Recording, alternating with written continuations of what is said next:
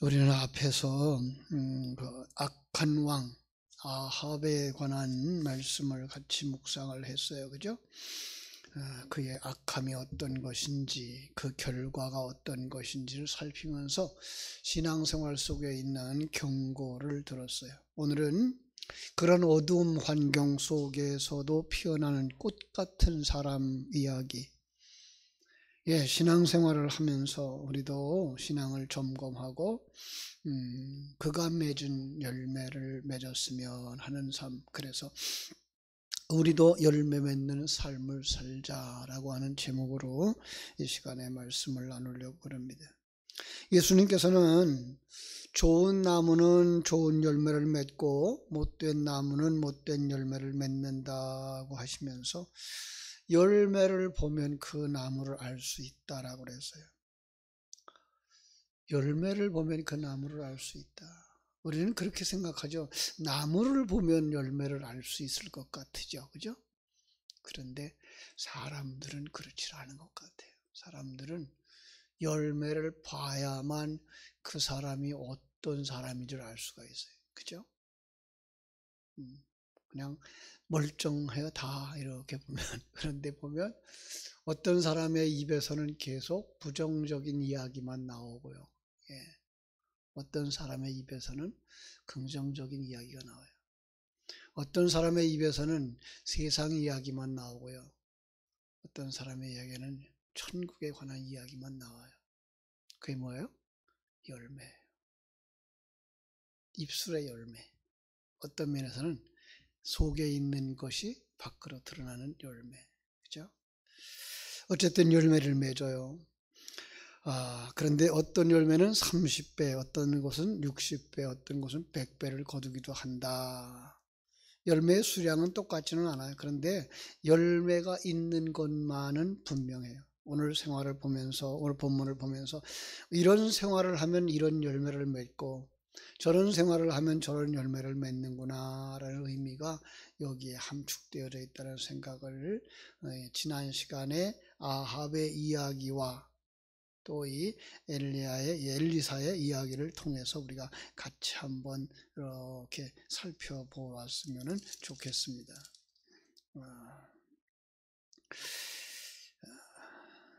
자, 1절을 보면서요. 믿음의 열매, 믿음의 삶은, 믿음의 생명은, 믿음은 믿음의 열매를 맺는다. 이런 말씀을 드릴 수 있어요. 그죠? 히브리서 11장에 보면은요.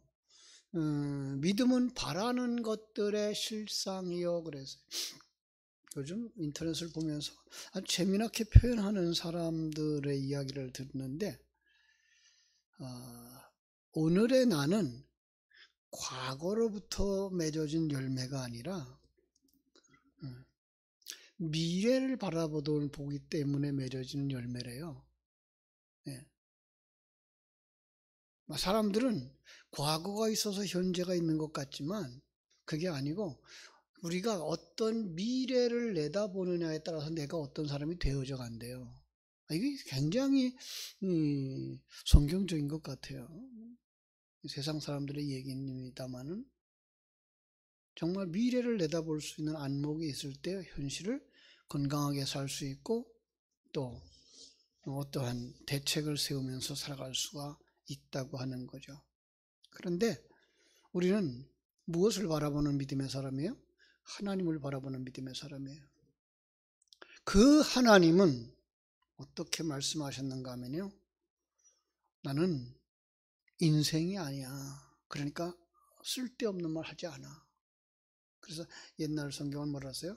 하나님은 인생이 아니시니 시건치 않으시고 인자가 아니시니 후회가 없으시도다. 민수기 23장 19절이죠. 하나님은 사람이 아니기 때문에 후회가 없대요. 후회가 없기 때문에 한 번 하신 말씀은 반드시 살아있다는 거예요. 그 말씀은 뭐예요? 살아있고 운동력이 있다는 거예요. 여러분, 이 말씀을 아멘으로 받은 사람들, 천국에 대한 소망을 아멘으로 받은 사람들의 마음속에는 뭐가 있는 거예요? 그럼 천국에 대한 소망이 있는 거예요. 그걸 되새김질 하면 그게 살아나는 거고요. 되새김질 하지 않으면 죽는 거죠. 그죠? 그러니까 하나님의 말씀은 그 사람 속에서 반드시 열매를 맺는다. 그렇죠? 그래서 믿는 대로 된다라는 말을 우리가 하고 있는 거죠. 오늘 1절에도 보면은요, 길르앗에 우거하는 자 중에 디셉 사람 엘리야가 아합에게 고하되 나는 나의 섬기는 이스라엘 하나님 여호와의 사심을 가리켜 맹세하노니 내 말이 없으면 수년 동안 비도 이슬도 있지 아니하리라. 자, 엘리야라고 하는 사람이 하나님의 부르심을 받아 선지자로 세움을 받았습니다. 유대 전설에 의하면요, 엘리야는 어머니 아버지가 아주 독실한 신앙인이었대요. 그 아버지 어머니의 믿음을 그대로 이어받았다요. 그래서 하나님 외에 다른 신을 생각지도 않았다는 거예요. 이거 있을 수 없죠, 그죠? 그 상황이 지금 어떻게 되어져 왔어요? 우리가 쭉 살펴본 것처럼, 시므리, 오므리 이런 사람들이 북쪽에 그 이스라엘에 그죠? 아합이 이렇게 살아가고 있는 한데 그 상황 속에서도 이렇게 믿음을 지키는 자들이 있더라는 거예요. 코로나19 사람들이 정말 어디 가면 큰일 나는 줄 알아요. 아니 교회 가면 큰일 나는 줄 아는 이런 상황 속에서도요, 믿음을 지키는 이들이 있다는 거예요. 그죠? 참으로 우리가 이 총체적인 난국 이 시대에서 낙심하고 좌절하면 그건 믿음이 아닌 거예요. 여기도 하나님이 계시고 이 상황 속에도 하나님이 계시고 이 풍랑 인연하여서 더 빨리 갑니다의 신앙을 가지고 살아가는 사람들이 아름답고 평안한 열매를 맺어갈 줄로 믿습니다. 자, 2절부터 7절까지 보면은요, 참으로 준법에 하나님의 법을 지키는 자들, 하나님의 말씀을 지키는 자들의 그 아름다운 열매예요. 세상에도 법이 있어요, 그죠? 세상의 법을 지키지 않으면 어떻게 돼요? 잡혀가요. 교회도 법이 있어요, 그죠? 특별히 우리 장로교회 헌법이 있죠. 교회 정치가 있고 예배 모범도 있고 권징 조례도 있고요. 요리문답도 있어요. 그런데 이 장로교 헌법 첫 장을 보면 장로교의 12신조가 나오는데 그 12가지 신조는 12가지의 믿음의 조건들이라는 거예요. 그 첫 번째가 뭔가 하면은 신구약 성경은 하나님의 말씀이니 신앙과 행위에 대해 정확무한 유일의 법칙이라는 것. 그죠? 성경이 기본이다라는 거예요. 그 성경이 하나님의 말씀이고 우리의 믿음의 법이다라는 거예요. 생활의 법이다라는 거예요. 한마디로 얘기하면 하나님 말씀이 법이다. 이게 성도의 삶이에요. 근데 성도들이 하나님의 말씀의 법 따라서 살지 아니하는 거죠. 안식일을 지켜라. 이러면 안식일 지켜야 되죠. 아유, 코로나19 때문에 안 가도 돼요. 이거요, 말도 안 되는 소리예요. 그죠? 예를 들어서 법을 지키지 않으면 어떻게 된다고요? 교통신호를 안 지키면 어떻게 될까요? 쾅 하고 부닥치는 거죠. 그죠? 법을 지키지 않으면 사고가 나는 거예요. 세상 법도 그러하고는 하나님의 법이 어떻게 했어요? 하나님의 법 더하죠. 하나님의 법도 지키지 아니하면, 법을 지키지 않으면 천국 가는 사람이 못 되는 거죠. 오늘 본문의 2절로부터 보면 그렇게 말하고 있어요. 여호와의 말씀이 엘리야에게 임하여 가라사대 너는 여기를 떠나 동으로 가서 요단 앞 그리 시냇가로 가서 숨고 그 시냇물을 마시라. 뭐라 그래요? 너는 여기서 떠나. 아브라함에게 말했던 것, 제자들에게 말했던 것, 그죠? 어디를 떠나야 돼요? 세상을 떠나야 되는 거죠. 세상 풍조를 떠나야 되는 거죠. 물론 세상 떠나서 살 수는 없어요. 그런데 그것에 연연하여서 살지 마라. 그리고 어디로 가래요? 시냇가로 가래요. 생수가 흐르는 시냇가로. 그 냇물을 마시라. 내가 까마귀를 명하여 거기서 너를 먹이게 하리라. 저가 여호와의 말씀과 같이 하여 곧 가서, 순종이죠. 곧 가서 그리 시냇가에 머물매 까마귀들이 아침에도 떡과 고기를 저녁에도 떡과 고기를 가져왔고 저가 시냇물을 마시더니 땅에 비가 내리지 아니하므로 얼마 후에 그 시내도 마르니라. 흉년이 계속되는 때에 엘리야는 위기에 몰려 있어요. 아합 왕 그리고 그 왕후 이세벨 엘리야를 기어이 찾아서 죽이려고 하는 그때 하나님이 엘리야에게 말해 너는 여기를 떠나라. 어디로 갈까요? 동쪽으로 가라. 동쪽 어디로까지 가요? 시냇가까지 가라. 어떻게 살아요? 거기 숨어 있어라. 시냇물 마시고 그리고 이제 까마귀 통해서 먹을 것도 주겠다. 여러분 하나님이 자기 백성들을 이렇게 인도하고 계시다는 사실을 여러분 믿으셔야 돼요. 길이 막혀요. 안 돼요. 예, 다시 한번 생각해 보세요. 바울 사도의 전도 여행도 그렇잖아요. 그죠? 가고자 하는 곳으로 못 갔어요. 그리고 어떻게 길이 열리는 쪽으로 가는 거죠. 그렇습니다. 하나님이 인도하시는 곳을 따라가는 거예요. 길이 막히면 거기에 머무르셔야 되는 거예요. 그죠? 그 사람에게 순종하는 그 사람에게 사명의 열매를 맺게 해주시는 줄로 믿습니다. 8절로 9절 봅니다. 사람에게 목숨이 있지 않습니까? 생명이 있다. 마찬가지로 이 세상에 태어난 사람들 사명이 없는 사람은 없어요. 사도행전 20장 24절에 보면은요, 바울 사도가 이렇게 말해요.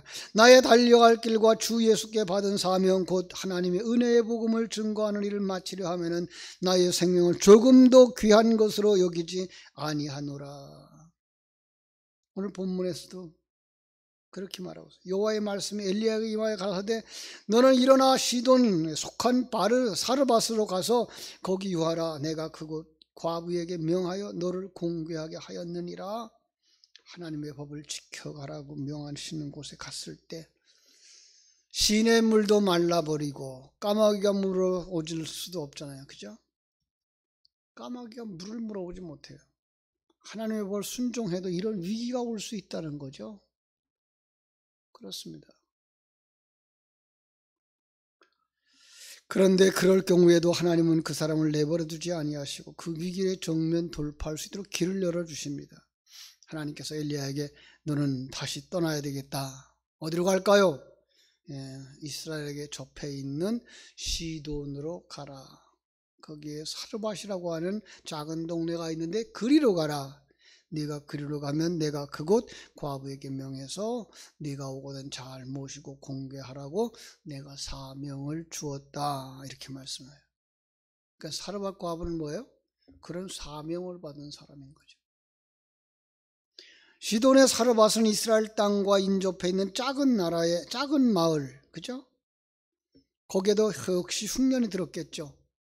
먹을 것이 없어서 오늘 저녁 먹은 후에 외아들과 함께 죽을 수밖에 없는 상황, 죽을 날만 기다리고 있었어요. 자, 제가 주일 설교에도 말했어요. 아버지와 아들이 나오면 이걸 한 사람으로 봐라. 과부와 아들이 나오면 이걸 한 사람으로 봐라. 그죠? 여기에 흉년이 왔어요. 비도 없어요. 이슬도 없어요. 이건 뭐 상징이에요? 하늘로부터 내려오는 생명수가 없는 거예요. 진리의 말씀이 없는 거예요. 그래서 뭐예요? 거반 죽게 된 거예요. 이게 뭐예요? 이게 과부하고 지금 그 아들의 이야기인 거죠. 그죠? 가루통에 가루가 떨어지게 됐어요. 그런데 거기에 말씀을 전하는 하나님의 사람이 왔네요. 그리고 그 하나님과 함께 말씀 따라 순종했더니 양식이 떨어지지 않았다. 기름이 떨어지지 아니했다. 그거 뭐예요? 그들 심령 속에 뭐가? 생수가 솟아올라오기 시작한 거죠. 그들 집으로, 그 안으로, 그죠? 자기 속으로 하나님의 말씀을 받아들이니. 여기서 하나님의 사람 뭘 상징해요? 말씀을 상징하죠. 그리고 하나님의 사람, 하나님의 말씀을 전하는 그 도구, 그냥 옛날 말대로 말하면 주의 종 그리고 교회를 위해서 자기 있는 것 아낌없이 헌신했더니 그의 삶의 모든 필요가 지속적으로 채워지더라. 이게 사명의 삶이에요. 거기에 맺혀지는 열매, 풍성함이에요. 말씀을 맺겠습니다. 믿음 생활은 아름다운 열매를 맺습니다. 믿는 대로 됩니다. 준법 생활을 열매를 맺습니다. 하나님의 말씀이 곧 법이기 때문에 그렇습니다. 사명을 가지고 살아가는 사람, 사명의 아름다운 열매를 맺습니다.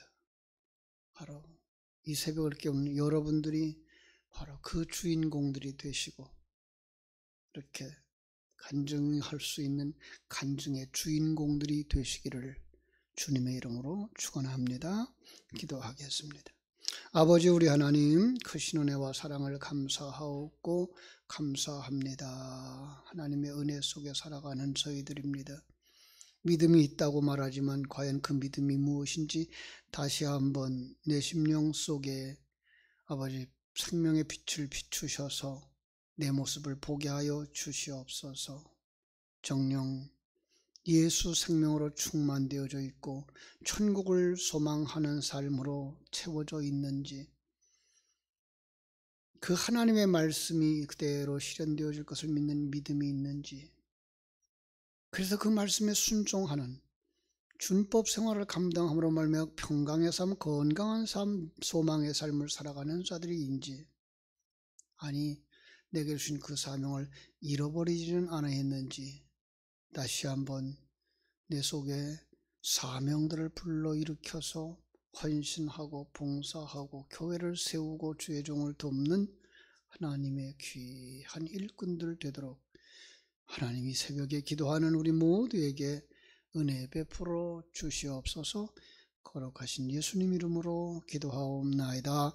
아멘. 하늘의